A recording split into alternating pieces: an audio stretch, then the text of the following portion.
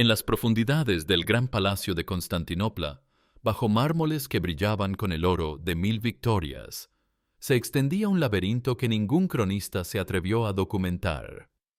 Olía a incienso mezclado con sudor humano, a aceites aromáticos y a algo más, al miedo que brota de los cuerpos cuando comprenden que van a ser utilizados como instrumentos de poder. Las antorchas proyectaban sombras danzantes sobre mosaicos que contaban historias que la Iglesia había prohibido, pero que el imperio necesitaba para sobrevivir. Era la madrugada del 15 de agosto del año 867, víspera de la Asunción. Mientras arriba los fieles se preparaban para la misa solemne, abajo se consumaba un ritual que convertiría a una joven de 17 años en la mujer más poderosa del mundo conocido. Su nombre era Zoe, y en pocas horas sería coronada emperatriz. Pero antes debía pasar por el Initiatorium, una ceremonia que transformaba vírgenes en armas políticas. Dicen que el cuerpo no miente, y el de Zoe contaba una historia de terror sagrado. Temblaba no por el frío de las piedras milenarias, sino por la comprensión de que estaba a punto de dejar de pertenecerse. Sus manos, ungidas con óleos que habían tocado los cuerpos de emperatrices muertas hacía siglos, ya no eran suyas. Su vientre, pintado con símbolos que mezclaban cruces cristianas con pentagramas paganos, se había convertido en territorio del Estado. Ya no era una noble bizantina, educada en teología y música. Ya no era la hija que bordaba íconos sagrados. Solo era carne consagrada al servicio de un imperio que había aprendido que el poder verdadero se forja en la oscuridad, entre gemidos y plegarias, donde lo sagrado y lo profano se abrazan hasta volverse indistinguibles. Para entender cómo una civilización cristiana pudo crear tal horror, hay que retroceder a los orígenes mismos de Bizancio, cuando Constantinopla era aún el sueño de un emperador que no sabía que estaba plantando las semillas de la más refinada corrupción. Constantinopla nació como una ciudad santa, pero creció como una cortesana experta. Cuando Constantino fundó la Nueva Roma en el 330 d.C., proclamó que sería el bastión del cristianismo en Oriente. Pero los cimientos se alzaron sobre templos paganos y las piedras conservaron la memoria de los cultos antiguos. En los sótanos del futuro gran palacio, donde una vez se celebraron misterios dionisíacos, los arquitectos imperiales diseñaron cámaras que oficialmente no existían. Los primeros emperadores bizantinos descubrieron una verdad incómoda. Para gobernar el mundo no bastaba con la fe. Hacía falta algo más primario, más visceral, algo que conectara con los instintos que la religión pretendía domesticar. Y ese algo estaba enterrado bajo toneladas de mármol y oro, esperando a que alguien tuviera el valor de despertarlo. Fue Justiniano, en el siglo VI, quien institucionalizó lo que sus predecesores habían practicado en secreto. Mientras construía Santa Sofía como símbolo de la gloria cristiana, ordenó la excavación de túneles subterráneos que conectaban el palacio con antiguos templos abandonados. Oficialmente, eran refugios en caso de asedio. En realidad, eran los laboratorios donde se forjaría el destino del Imperio Oriental. La emperatriz Teodora fue la primera en comprender el potencial político de aquellos espacios. Antigua actriz y prostituta, conocía el poder que emanaba de los cuerpos cuando se utilizaban como instrumentos de negociación. Bajo su reinado, los rituales de iniciación dejaron de ser improvisaciones brutales para convertirse en ceremonias precisas, codificadas, transmitidas de generación en generación como un evangelio secreto. Cada nueva emperatriz debía pasar por el Initiatorium. Cada candidata a concubina imperial era consagrada en aquellas cámaras.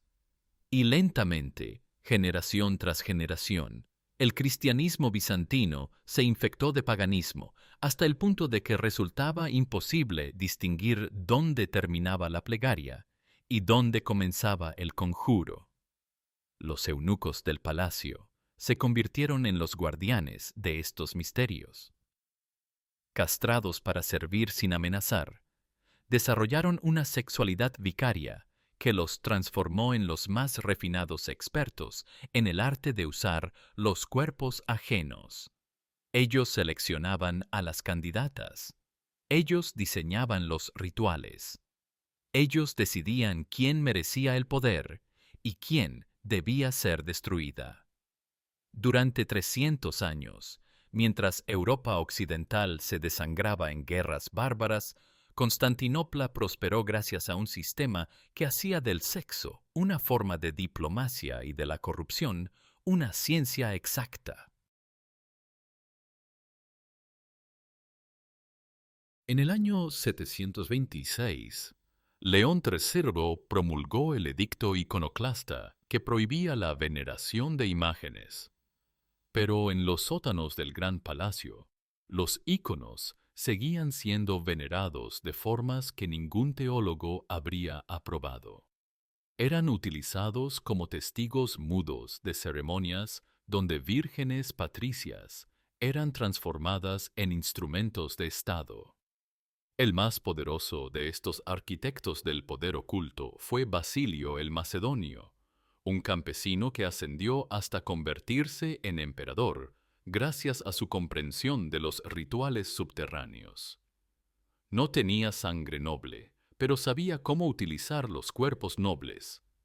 Su reinado marcó la época dorada de las ceremonias iniciáticas, cuando el initiatorium se convirtió en una institución tan compleja como la propia burocracia imperial.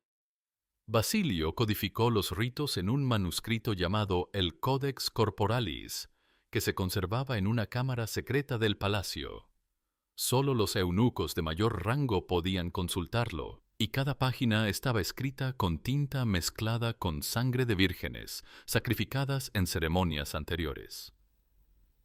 El libro describía con precisión anatómica cada fase del proceso de transformación.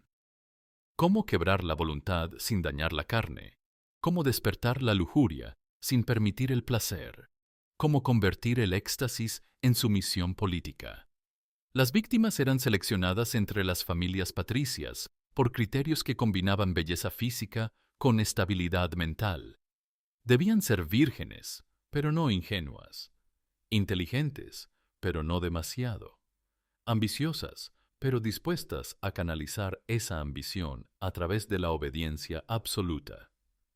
El proceso de selección duraba meses y utilizaba espías infiltrados en todas las casas nobles de Constantinopla. Una vez elegida, la candidata era separada de su familia bajo pretextos diplomáticos. Se la instalaba en un ala del palacio, donde recibía una educación especial, teología práctica, artes amatorias, técnicas de manipulación psicológica y, sobre todo, resistencia al dolor. Porque el iniciatorium no era solo un ritual sexual, era una prueba de supervivencia, donde solo las más fuertes merecían convertirse en instrumentos del poder imperial. Los eunucos que dirigían estas ceremonias habían desarrollado una filosofía propia, una teología de la carne que justificaba cualquier exceso en nombre del bien del imperio. Según sus doctrinas secretas, el cuerpo humano era un territorio que debía ser conquistado igual que las provincias del imperio. Y como toda conquista, requería violencia, estrategia y una comprensión profunda de las debilidades del enemigo. La corrupción del sistema era perfecta porque se autoalimentaba. Cada nueva emperatriz iniciada se convertía en cómplice de la siguiente ceremonia. Cada patriarca que guardaba silencio se transformaba en conspirador.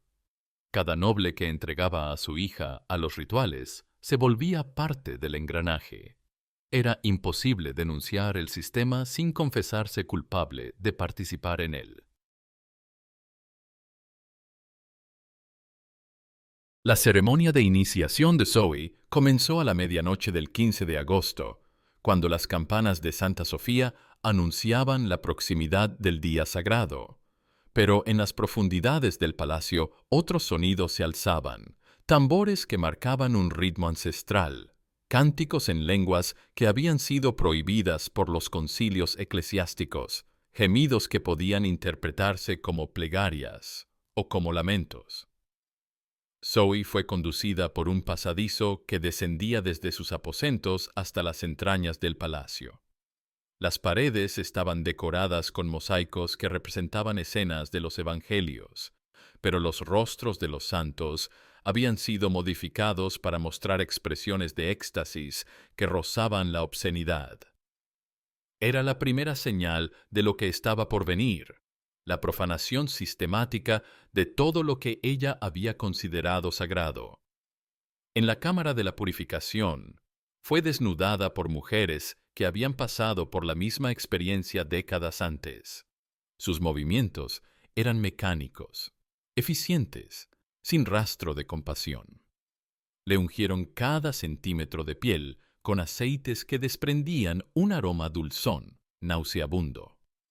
Le pintaron símbolos en el vientre, los pechos, la espalda, cruces invertidas, pentagramas, caracteres en griego arcaico que invocaban a dioses que el cristianismo había declarado muertos. La segunda fase tuvo lugar en el Atrium Secretum, una sala circular dominada por un altar de mármol negro. Allí esperaban los hierofantes, 5 eunucos ancianos que habían dedicado su vida a perfeccionar las técnicas de control espiritual a través del dominio corporal. No eran simples torturadores, eran artistas del poder, escultores de voluntades humanas, teólogos de la carne. Durante horas, sometieron a Zoe a pruebas que alternaban el placer extremo con el dolor insoportable. No era sadismo, era condicionamiento. Cada vez que su mente buscaba refugio en la resistencia, la llevaban hasta límites que la forzaban a entregarse.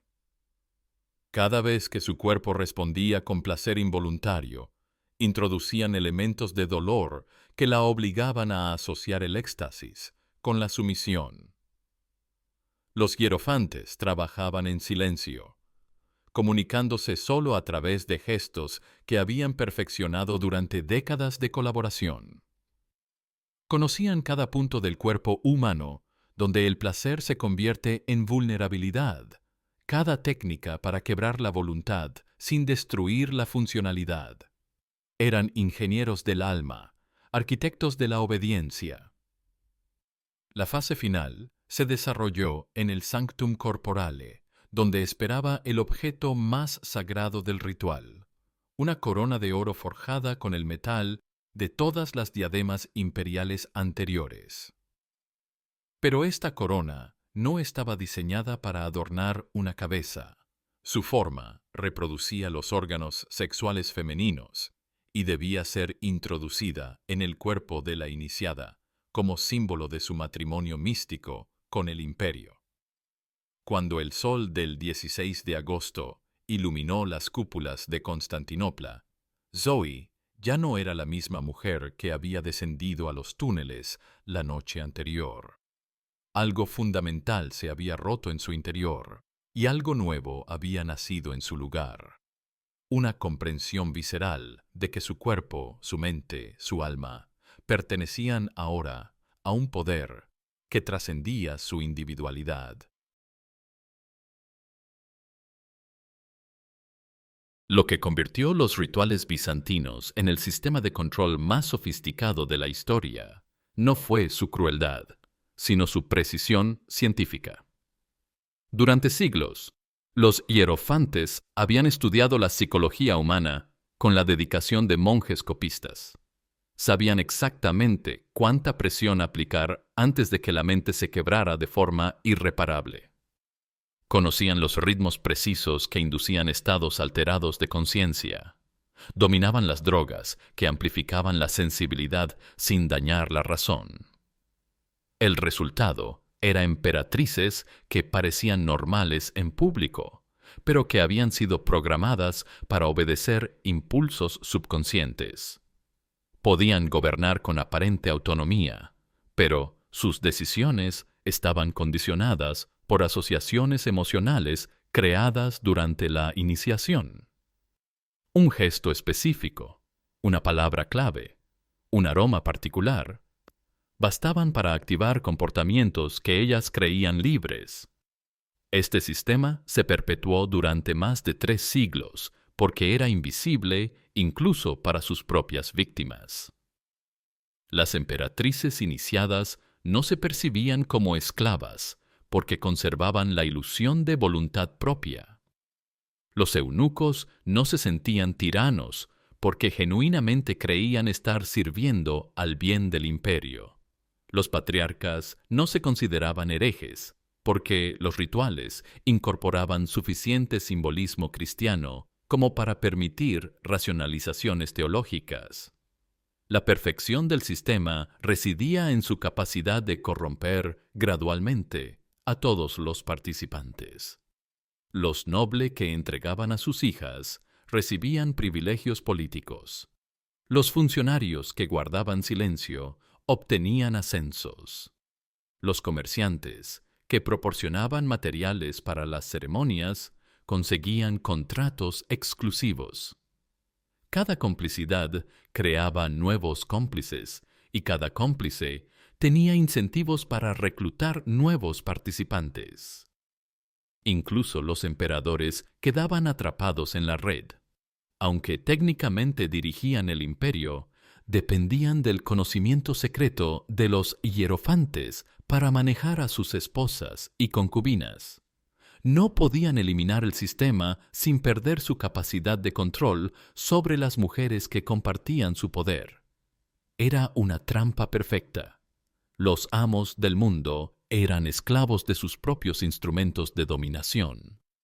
Los registros secretos de la época indican que el sistema llegó a involucrar a más de 1000 personas distribuidas por todo el imperio. Había células operativas en Tesalónica, Trebisonda, Antioquía y Jerusalén. Cada una adaptaba los rituales a las condiciones locales, pero todas seguían los protocolos establecidos en el Codex Corporalis.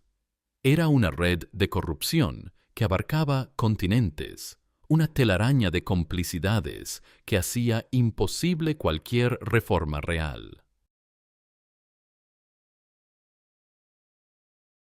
Durante el reinado de León VI, llamado el Sabio, el sistema alcanzó su apogeo y su perdición. León había sido iniciado en los misterios desde la adolescencia y creía sinceramente que el poder divino se canalizaba a través del dominio corporal. Bajo su reinado, las ceremonias se volvieron más elaboradas, más públicas, más blasfemas. La gota que derramó el vaso fue la gran iniciación del año 912, cuando León decidió convertir la coronación de su cuarta esposa, Zoe Carbonopsina, en una ceremonia pública que combinara elementos del ritual tradicional con la investidura imperial. Por primera vez en la historia bizantina, los túneles secretos se abrieron a una multitud de invitados que incluía embajadores extranjeros, altos funcionarios de la Iglesia y representantes de todas las casas nobles. Lo que pretendía ser una demostración de poder se convirtió en un escándalo que sacudió los cimientos del imperio. Los embajadores occidentales enviaron informes a Roma, describiendo ceremonias que superaban en depravación a los peores excesos del paganismo clásico. El patriarca de Constantinopla, que había participado en ceremonias privadas durante décadas, se vio obligado a denunciar públicamente prácticas que ya no podían ser mantenidas en secreto. Pero el verdadero daño no vino de las denuncias externas, sino de la revelación de la verdadera extensión del sistema. Cuando los detalles de las ceremonias se hicieron públicos, miles de familias bizantinas, descubrieron que sus hijas, esposas, hermanas, habían sido utilizadas en rituales de los que nunca habían sido informadas. La confianza social se desplomó. Las alianzas políticas se fracturaron. El tejido mismo de la sociedad bizantina comenzó a desintegrarse. León VI murió en 912, posiblemente envenenado por conspiradores que incluían a su propia esposa. Su muerte marcó el final del sistema formal de iniciaciones, pero no el fin de su influencia. Las técnicas desarrolladas por los hierofantes fueron adoptadas por organizaciones secretas que sobrevivieron a la caída del imperio. Algunos de sus métodos fueron incorporados por la Inquisición occidental. Otros inspiraron a los creadores de sociedades esotéricas que llegaron hasta el siglo XX.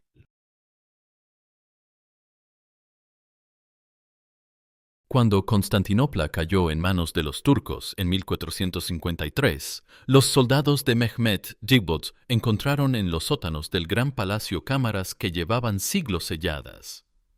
Los archivos otomanos describen descubrimientos que aterrorizaron incluso a guerreros curtidos en batallas. Esqueletos de mujeres jóvenes dispuestos en patrones rituales, frescos que representaban ceremonias de una obscenidad indescriptible, instrumentos cuyo propósito era evidente pero innombrable. El sultán ordenó que todo fuera destruido y que se construyera una mezquita sobre las ruinas. Pero algunos objetos fueron discretamente preservados por coleccionistas que comprendían su valor histórico. El Codex Corporalis desapareció durante el saqueo, pero copias fragmentarias circularon por Europa durante siglos, inspirando tanto a reformadores religiosos como a practicantes de artes ocultas. Los eunucos supervivientes se dispersaron por el Mediterráneo, llevando consigo conocimientos que habían tardado siglos en perfeccionar. Algunos se establecieron en Venecia, donde sus técnicas influyeron en el desarrollo de la diplomacia renacentista. Otros llegaron a España, donde contribuyeron a la sofisticación de los métodos inquisitoriales. Unos pocos alcanzaron el Nuevo Mundo, donde sus conocimientos sobre control psicológico fueron utilizados en la conversión forzosa de poblaciones indígenas. La herencia intelectual del sistema bizantino es rastreable en múltiples tradiciones posteriores. Las técnicas de condicionamiento desarrolladas por los hierofantes anticiparon métodos que la psicología moderna consideraría revolucionarios. Sus estudios sobre la relación entre poder político y control corporal influyeron en pensadores desde Maquiavelo hasta Foucault.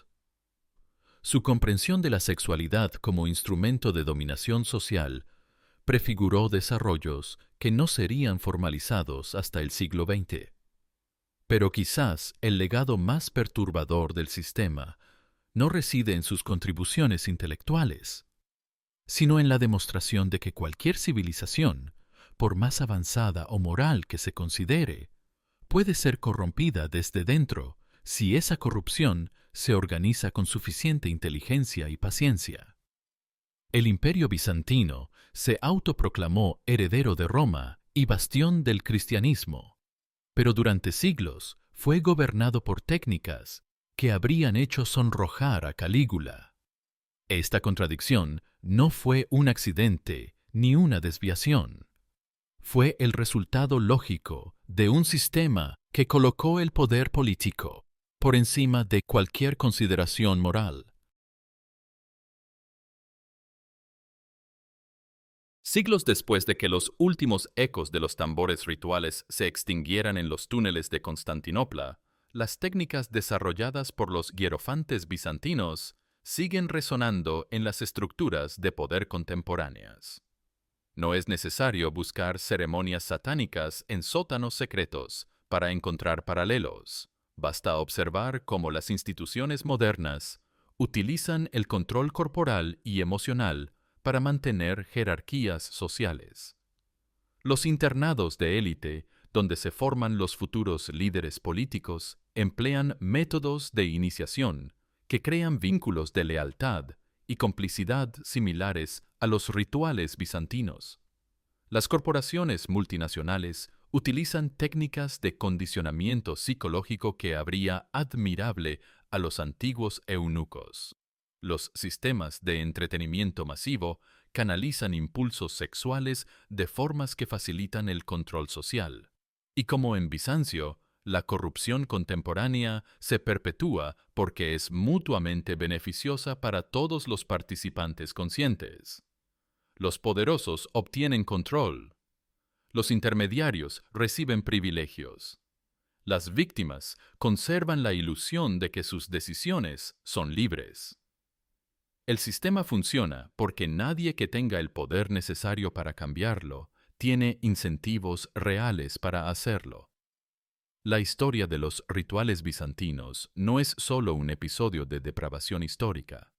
Es una advertencia sobre la capacidad humana para racionalizar cualquier horror cuando ese horror sirve para mantener estructuras de poder existentes.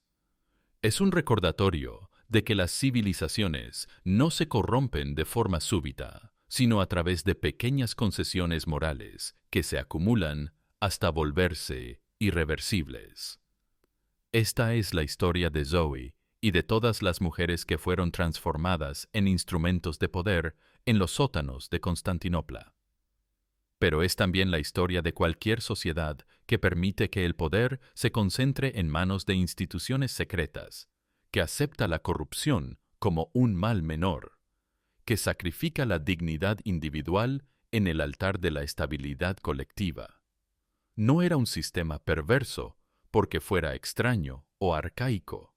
Era perverso porque funcionaba, y funcionaba porque todos los beneficiarios del poder encontraron formas de justificar su participación en él. Así mueren los imperios, no con invasiones bárbaras o catástrofes naturales, sino con la corrupción gradual de las instituciones que deberían proteger la dignidad humana. No con gritos de protesta, sino con el silencio de quienes prefieren la complicidad cómoda a la resistencia arriesgada. Porque al final, como aprendieron los hierofantes de Constantinopla, el poder absoluto no corrompe absolutamente, corrompe de forma tan sutil y gradual que sus víctimas nunca se dan cuenta de que han dejado de ser humanos para convertirse en instrumentos. Y en ese momento de comprensión, bajo las piedras milenarias donde una vez resonaron gemidos, que podían ser plegarias o lamentos, aún se escucha el eco de una pregunta que cada sociedad debe responderse a sí misma. ¿Qué precio está dispuesta a pagar por mantener su poder? ¿Y quién pagará ese precio por ella?